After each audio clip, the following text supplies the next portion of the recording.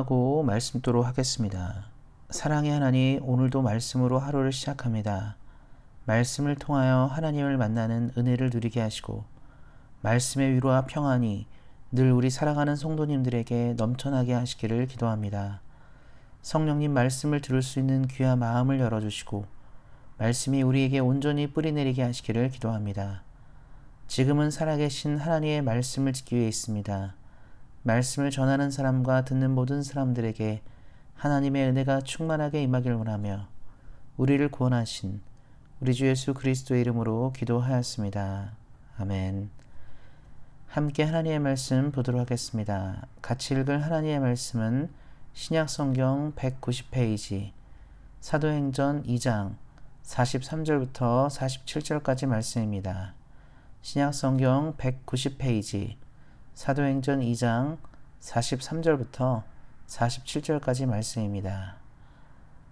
사람마다 두려워하는데 사도들로 말미암아 기사와 표적이 많이 나타나니 믿는 사람이 다 함께 있어 모든 물건을 서로 통용하고 또 재산과 소유를 팔아 각 사람의 필요를 따라 나눠주며 날마다 마음을 같이하여 성전에 모이기를 힘쓰고 집에서 떡을 떼며 기쁨과 순전한 마음으로 음식을 먹고 하나님을 찬미하며 또 온 백성에게 칭송을 받으니 주께서 구원받는 사람을 날마다 더하게 하시니라. 아멘. 오늘은 부흥의 때에는 무슨 일이 일어나는가라는 말씀의 제목을 가지고 함께 은혜를 나누고자 합니다. 우리는 그동안 계속 부흥에 관한 주제를 살펴보았습니다. 그리고 오늘은 부흥에 관한 마지막 주제를 살펴볼 것입니다. 본문에 나온 것처럼 부흥의 때에는 하나님을 믿는 사람들의 삶의 목표가 바뀌게 됩니다. 과거부터 지금까지 그리고 앞으로도 인류가 해결하지 못하는 문제 중 하나는 부와 가난에 대한 문제입니다. 역대 위대한 왕들과 통치자들이 가장 고심했던 문제는 바로 가난이었습니다. 왜 가난을 해결하기 어려운 난제로 꼽은 것은 바로 모든 사람은 자신의 소유를 주장하고 그 소유를 늘려가기 원하기 때문입니다. 현대와 같이 자본주의가 점점 극에 달한 때는 양극화의 문제가 더욱 심각합니다.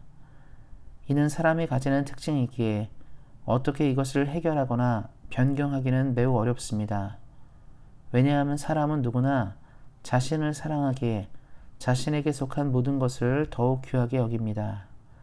그런데 부흥이 시작되면 이러한 이기적인 성향을 가질 수밖에 없는 우리들의 삶이 새로운 방향을 가지게 됩니다. 성령이 강력하게 임한 사도들로부터 교회는 출발하게 되었고 그 교회는 예수님이 행하셨던 기적을 나타내는 공동체가 되었습니다. 성령의 역사는 여기서 멈추지 않고 근본적으로 인류가 그간 유지해온 공동체에 대한 개념을 변화시켰습니다. 언제나 내 것을 보호하고 지키기에 급급한 인간들이 그러한 기본적인 모습에서 탈피하여 교회는 새로운 도전을 시작하였습니다. 그것은 자신의 소유를 주장하지 않고 나누는 일로 시작되었습니다.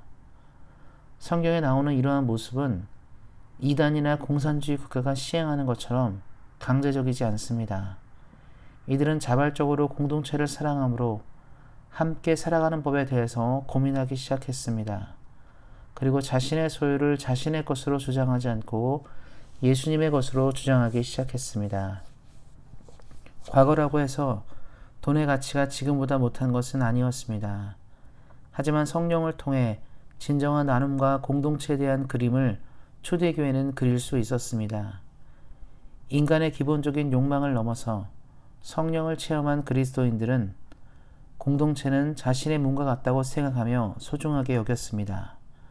이러한 부흥의 때에는 그래서 우리는 자신보다 공동체를 사랑하는 사람들의 모습을 찾아볼 수가 있습니다. 또 부흥의 때는 하나님의 임재를 사모하는 성도들이 나타납니다. 오순절 성령 강림 이후에 많은 사람들은 하나님의 임재를 사모하기 시작했습니다. 본문에 나온 것처럼 자발적으로 성전에 나오기를 사모하였습니다. 초대교회 성도들은 날마다 하나님의 임재를 추구하며 따랐습니다. 그 이유는 매우 간단합니다. 성령의 임재를 경험하는 순간 그 당시 성도들은 하나님으로부터 흘러나오는 은혜를 늘 사모하고 추구하였기 때문입니다. 그래서 성전에 모이기를 매우 힘썼습니다. 이 마지막 때에는 우리는 더욱 하나님의 임재를 사모할 필요가 있습니다. 우리 사랑하는 성도님들이 늘 하나님의 임재를 추구하며 사시기를 예수님의 이름으로 축원드립니다. 그리고 부흥의 때에는 진정한 성도의 교제가 넘쳐납니다. 현대 교회의 고질적인 문제는 하나님을 향한 열심은 가득한데 서로를 향한 사랑이 부족하다는 점입니다. 성령을 만난 초대교회는 서로 사랑하는 교제가 있었습니다. 그리고 또 초대교회는 하나님을 섬기면서 이웃도 섬기는 공동체가 되었습니다. 그러다 보니 교회를 향한 세상 사람들의 시선은 예수님을 통해 하나님을 보도록 고정되게 되었습니다.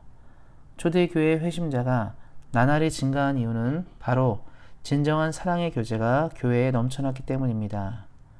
우리 온세상 교회에도 하나님께서 은혜를 부으셔서 우리 사랑하는 성도님들을 통해 교회가 나날이 부흥 성장하기를 예수님의 이름으로 축원드립니다. 이렇듯 부흥의 때에는 우리들이 바라는 것들이 개인적인 데에서 하나님 나라로 바뀌게 됩니다.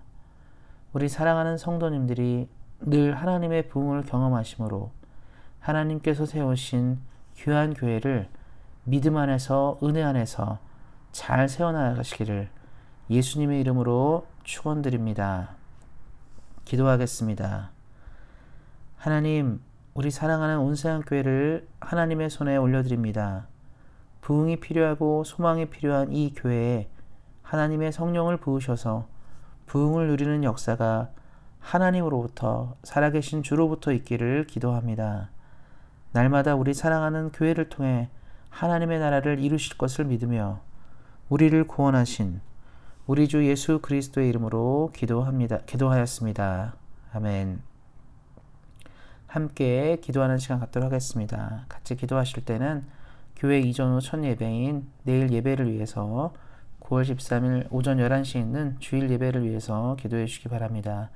진행하는 모든 순서와 준비하는 모든 일정들이 주 안에 잘 진행될 수 있도록 말씀을 전하시는 주교도 목사님을 위해서도 기도해 주시기 바랍니다. 또 많은 분들이 참여할 수 있는 시간 될 수 있도록 이것을 위해서도 기도해 주시기 바랍니다. 교회가 계속적으로 담임 목사 청빙을 위해서 기도하고 있습니다. 하나님의 은혜 가운데 좋은 목사님이 청빙될 수 있도록 이것을 위해서도 기도해 주시고 청빙위원회가 잘 구성될 수 있도록 이를 위해서도 기도해 주시기 바랍니다. 우리 안에 있는 몸에 연약한 사람들을 위해서 하나님의 은혜 가운데 몸이 건강하고 하나님의 교회를 섬기기에 부족함이 없을 수 있도록 이것을 위해서도 기도해 주시기 바랍니다. 또 기도하실 때 코로나 전국 가운데 있습니다. 대한민국과 캐나다가 이 전국을 잘 헤쳐나갈 수 있도록 이를 위해서도 기도해 주시기 바랍니다. 우리는 지난주부터 부흥에 대해서 살펴보았습니다. 우리 사랑하는 모든 성도님들과 우리 교회가 하나님의 부흥을 만나기를 다시 한번 예수님의 이름으로 격려드리고 축원드립니다. 오늘도 은혜 안에서 말씀 안에서 승리하세요. 주의 사랑으로 사랑합니다.